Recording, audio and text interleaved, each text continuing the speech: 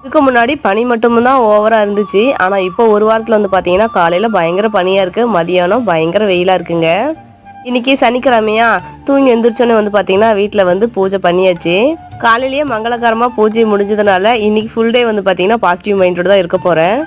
பத்தியோட வாசனை அடிச்சாவே கொஞ்சம் சாந்தமாயிடுவேன் நானு. இன்னைக்கு காலையிலேயே தண்ணி வந்துருச்சுங்க. வழக்கம் போல என்னோட கணவர் வந்து பாத்தீங்கன்னா தண்ணி பிடிக்க ஆரம்பிச்சிட்டாரு. இன்னைக்கு வந்து ஜெய்குட்டிக்கு மட்டும் ஸ்கூலுங்க. ரொம்ப ஆனா ஜெய்குட்டி வருத்தப்படுறான். வாரம் சாட்டர்டே எனக்கு மட்டும் ஸ்கூல் வச்சிடுறாங்க, குட்டிமாவுக்கு மட்டும் லீவ் விட்டுறாங்க அப்படின்னு. பொம்பளை பிள்ளைங்களை விடவே ஆம்பளை பிள்ளைங்க ரொம்ப பாவங்க. ஏன் சொல்றேன்னு பார்த்தீங்கன்னா, நம்ம கல்யாணம் பண்ணிட்டு ஒரு சில டைம்ல வீட்டு வேலையை முடிச்சுட்டு கொஞ்சம் ரெஸ்ட் எடுப்போம். ஆனா ஆம்பளை பசங்க அப்படி இல்ல.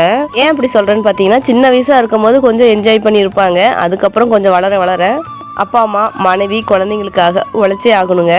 பெண் பிள்ளைகள் வந்து உழைக்க மாட்டாங்கன்னு நான் சொல்லல. தேவை இருந்தா உழைக்கலாம், இல்லைன்னா வீட்டுல ரெஸ்ட் எடுக்கலாம் பெண் பிள்ளைகள். ஆனா ஆம்பளை பசங்க அப்படி இல்லை. லைஃப் லாங் வரலையும் ஓடியே ஆகணுங்க.